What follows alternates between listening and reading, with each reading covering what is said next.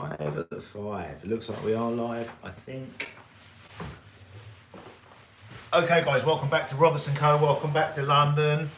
Live at 5. I think we're early today, which makes a change.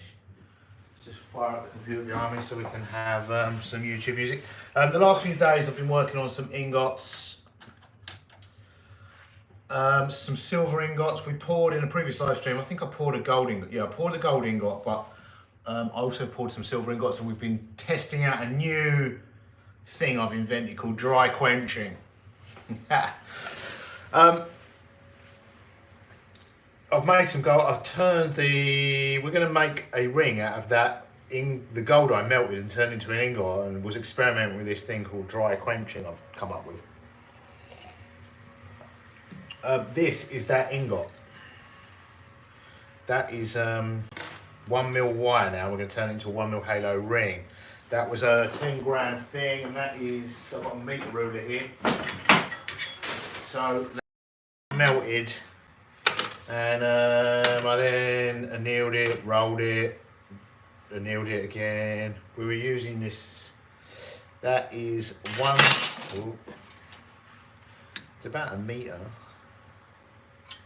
A bit over a metre, a little bit over a metre, probably about a metre and 5 centimetres there.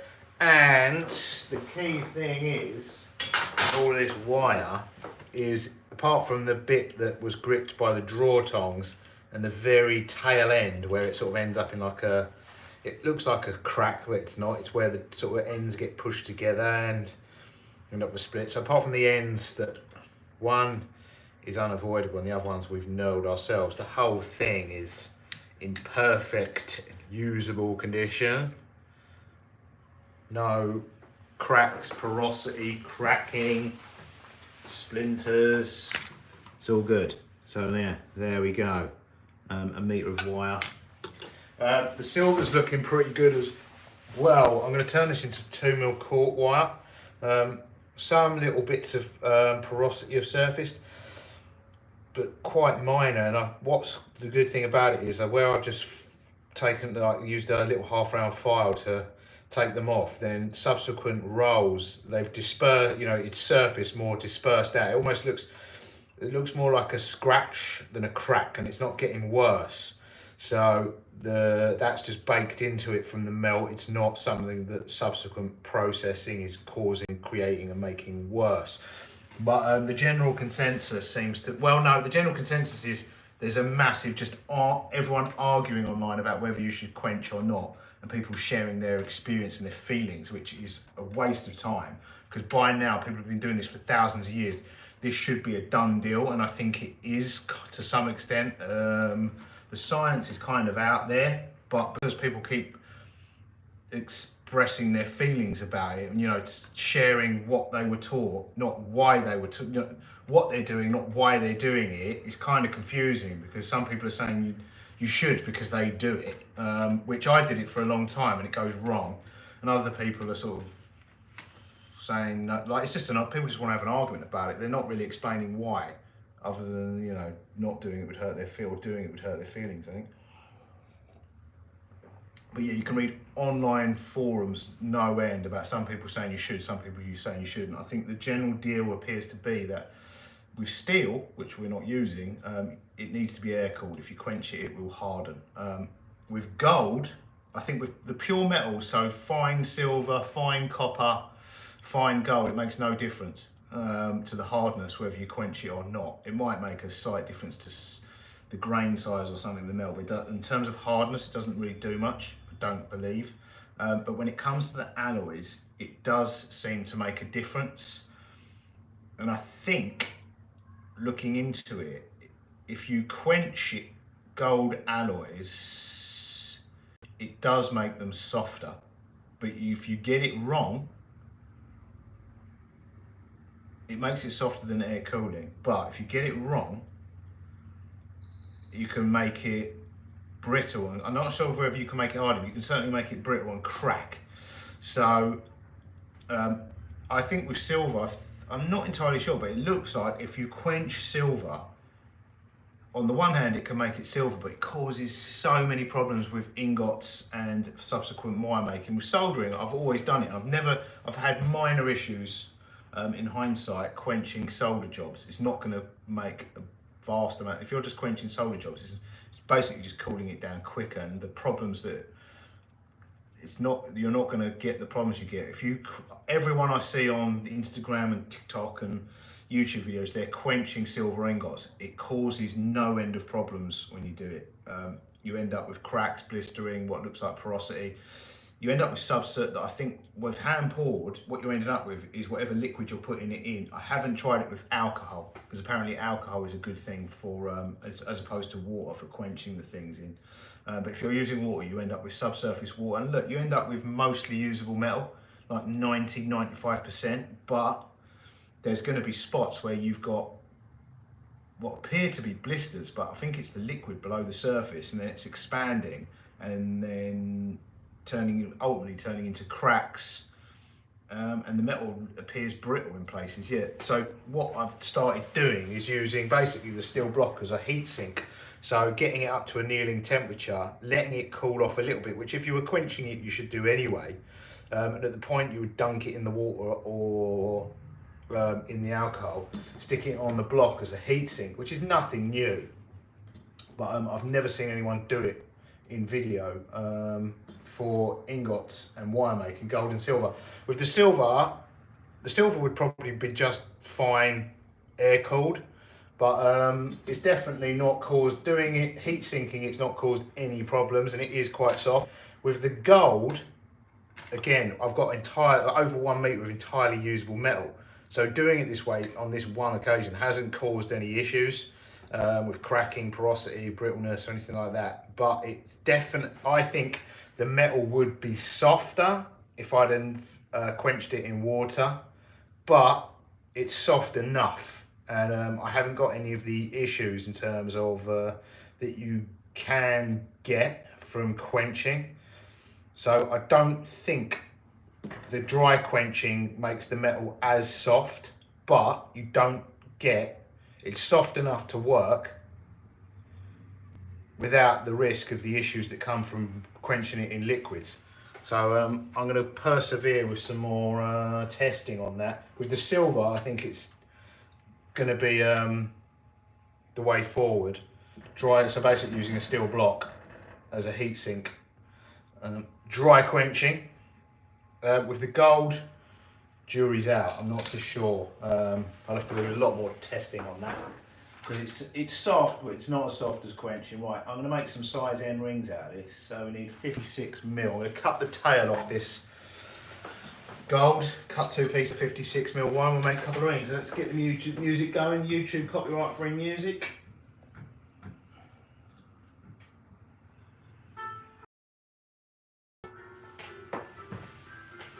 Yeah, there's just no end of discussion online about, but it's never whether you should or you shouldn't, and why you should and you shouldn't. It's always about, people telling you that they've been doing it, and it's always for 30 years or 25 years or so. They tell you how long they've been doing it, but they don't tell you why they've been doing it. And I can tell you why I've been doing it. I was doing it for years, and the reason I was doing it is because I was told to do it, and that's how I was taught to do it. But I was never told why we did it. It didn't work.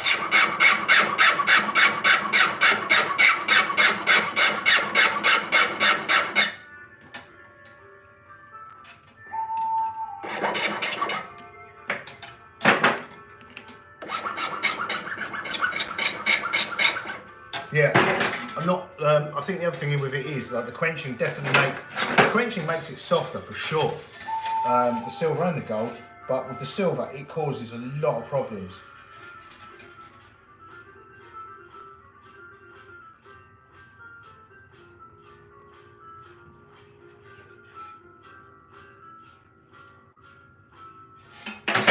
Doesn't cause much. I haven't really had any issues with quenching gold. Quenching silver, yeah, loads.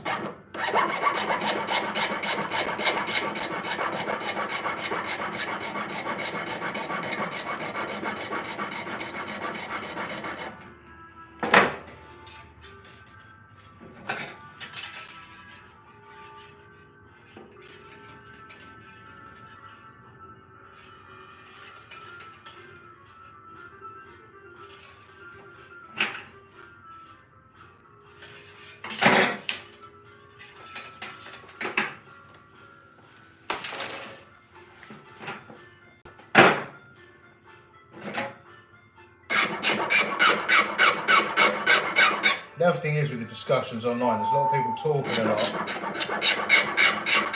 but you're not really seeing the results of what they're doing.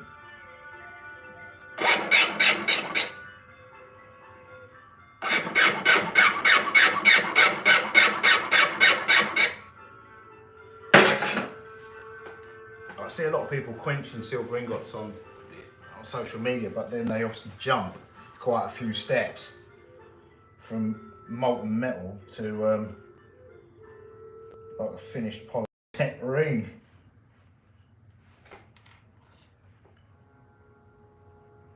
Or a bangle or something. Plus a lot of the stuff, satin textured, antiqued finishes, I mean, are often, as opposed to mirror finished, polished, fine jewellery finishes, it's a trick students often use to hide fire stain and fire scale, basically problems with problems built in with the metal. When you look at student jewellery, a lot of it's often satin finished, matte finished.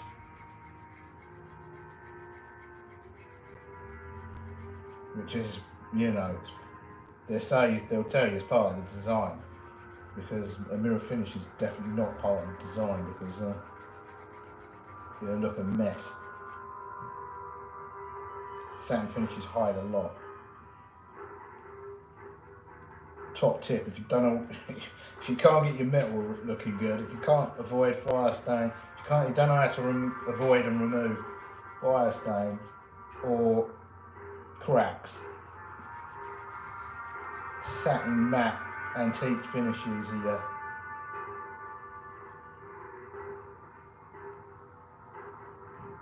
Also, you know, like the metal clays, the stuff made with metal clay, it's just so porous. It's the only option.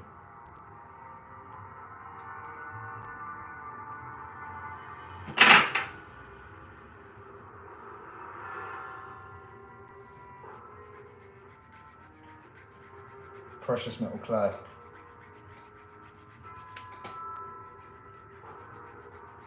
Because of the polymer it's mixed with, when that burns out, you're left with porosity. Small, but it's there. If you try and mirror finish it, it doesn't look good.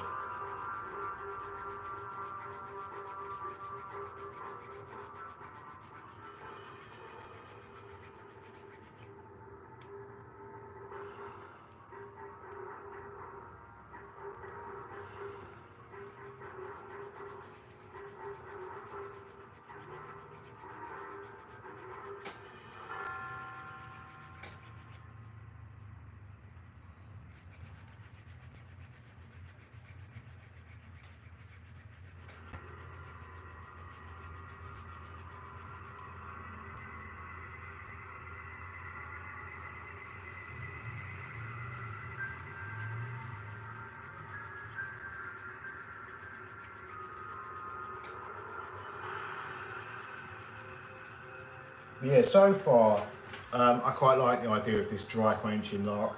There is apparently issues with red and rose gold. I think that's one of the ones people have. I think the yellow golds are a bit more forgiving, depending, you know, you can get away with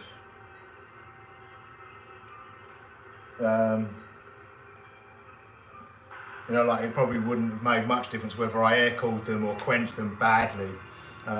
This 9 carat gold, the outcome might have been the same, which is entirely usable metal. Whereas I think with rose gold, if you get that, if you don't quench it, and if you don't quench it correctly, I think you're not getting a good length of, you're not getting entirely usable metal, and I think that's where a lot of people use alcohol instead of water to quench. It might be a good solution for that, or it might be a usable solution, because I don't think this dry quenching's softening the metal as much.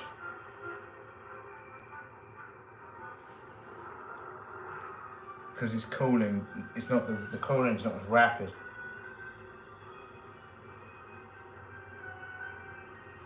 It's quicker than air cooling, but it's not as quick as dunking it in. It's not instant.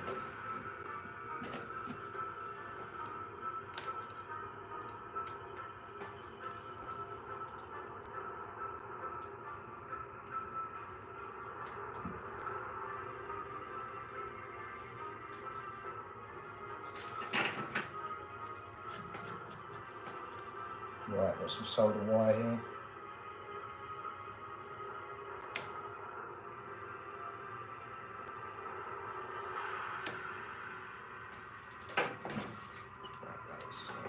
Right, I'm going to put the solder beneath the joint so it gets sucked up. Capillary reaction anyway.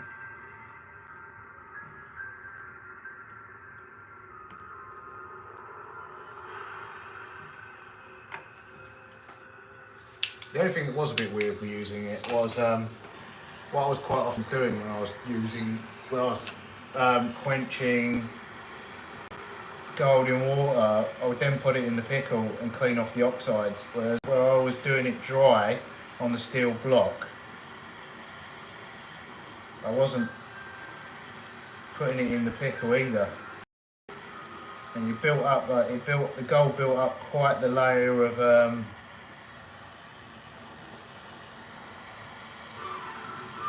oxides, which was kind of patterning the surface of the metal when it was a larger ingot. On the last three,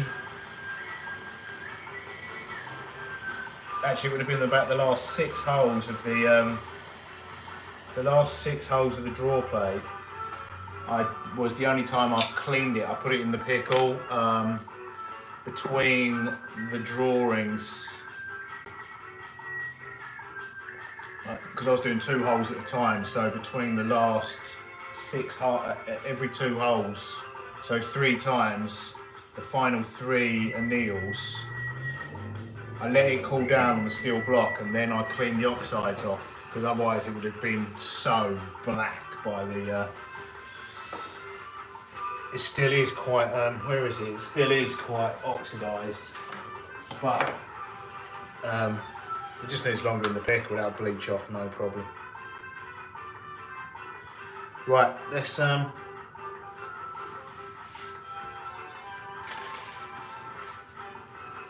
clean off any excess solder and size these. That's how these size in.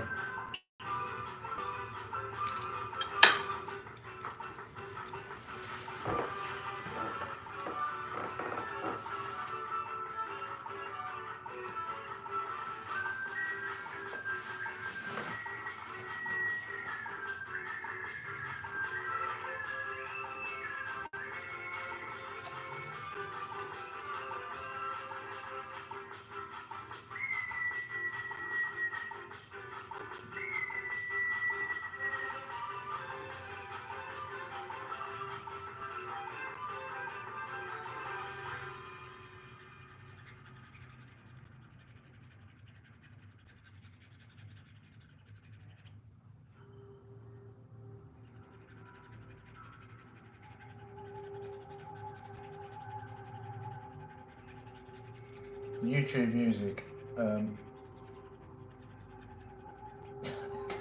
gets stranger and stranger as time goes on. There must be times must be tough with the music budget.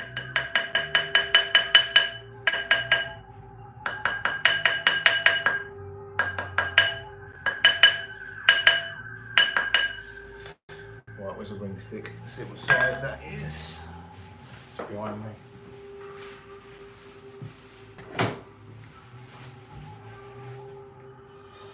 A bit small, we'll stretch that up, it's a bit under the size end, stretch that up and then we'll stretch them both down.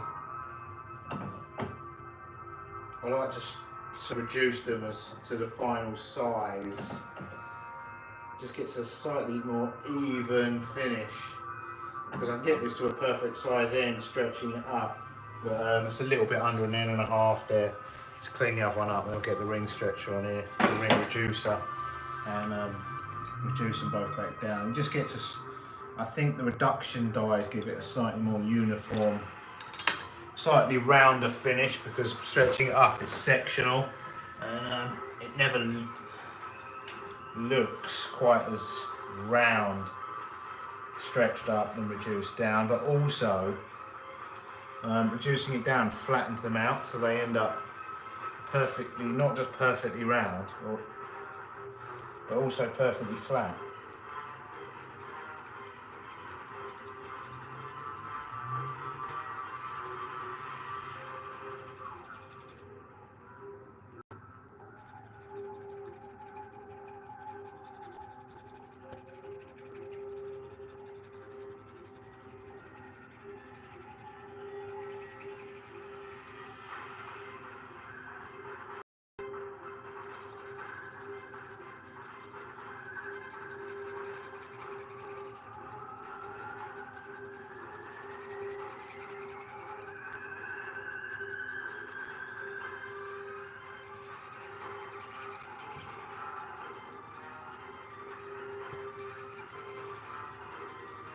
Quite cinematic music, eh, for filing a ring.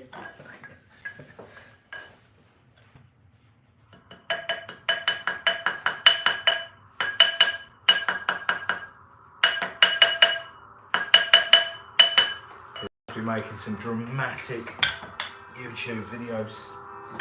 Right, slightly under an size there and stretch it up a bit.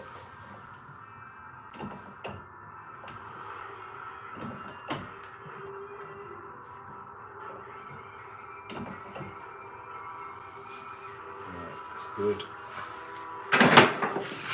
Right, I'm going to reduce them down to the perfect size and then we're good. Only polishing.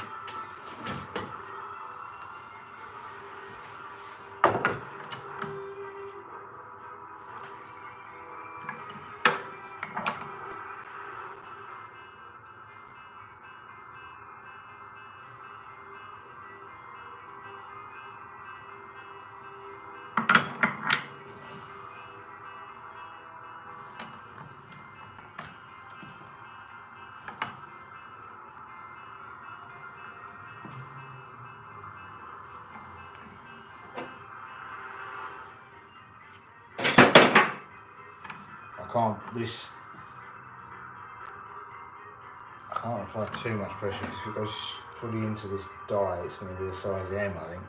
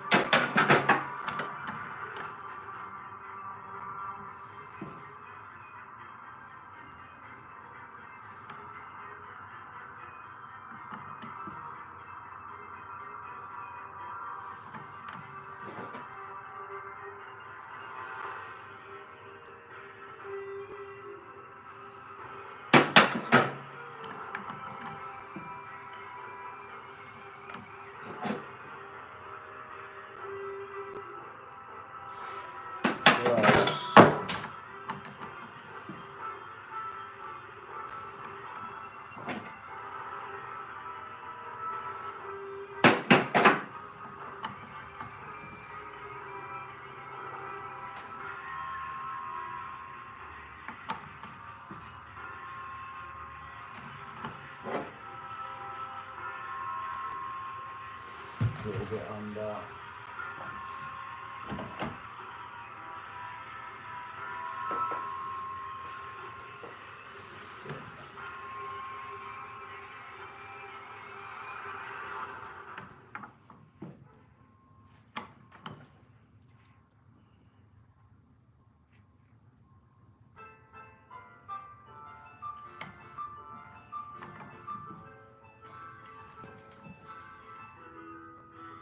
That's it.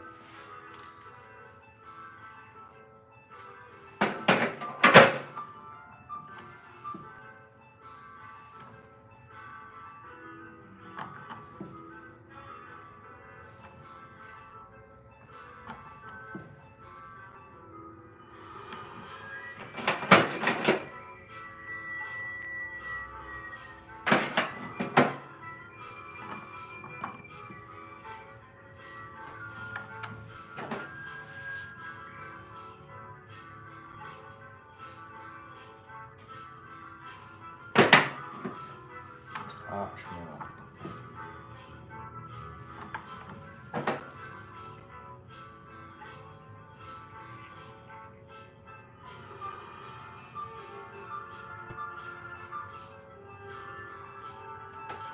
Right, that's it. Right, we've gone from grain. A few live streams ago, we had grain, melted it down, poured it into an ingot, rolled that out, gone to wire. So from grain to an ingot, pinned it, rolled it, drawed it out to wire, 1mm wire. Now we've got a couple of size end rings. That is how you make a gold ring entirely in London.